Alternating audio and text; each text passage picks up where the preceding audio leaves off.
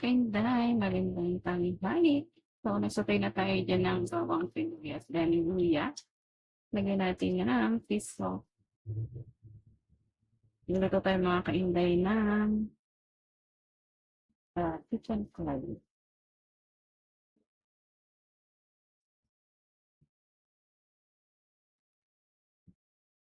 So, megas-megas lang muna natin.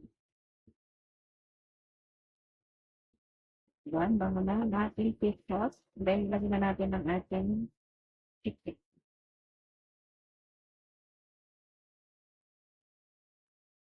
Lutay muna natin yung mga kainday para ma-absorb nyo yung ating mga pampatin. So, habang sinusukay natin yan, mga kainday, ganyan lang ating seasoning.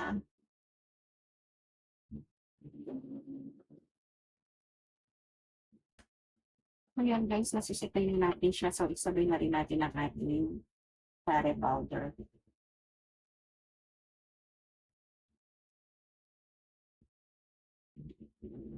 Ayan. Let it like that.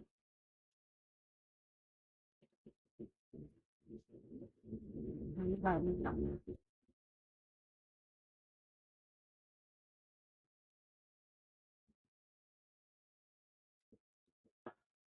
Natin siya masutoy dyan.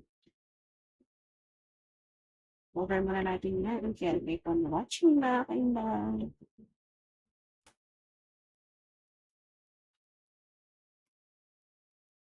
Ayan guys, medyo pinisip naman.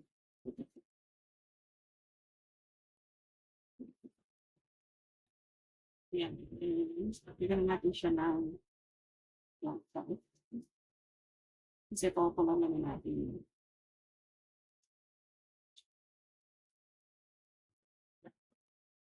Tama natin ng ating patatas. Pinakay natin sa panina.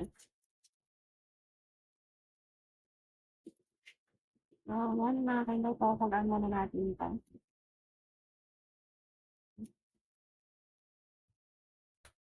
So, yun na guys. Carry po ito ha, hindi po ito sinigang FYI lang. Kasi patutuyuan pa natin ito ng sarap. Hindi pa naman luto yung chicken natin. Pero nilagyan na natin yan ng gata, mga kainday. So, kanya-kanya naman tayo ng way ng pagluluto ng chicken curry. Kaya yan ang ating simpleng chicken curry. So, patutuyuan natin ng sabaw yan.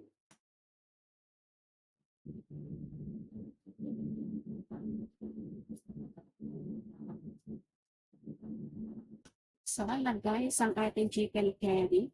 Konti na lang kami ang water. So, yung chicken curry natin mga kainday with the fish. Palagyan ko siya ng ang ating spring beef. Yummy na yan mga kainday. So, yun na ang ating chicken curry with a twist, spring beef.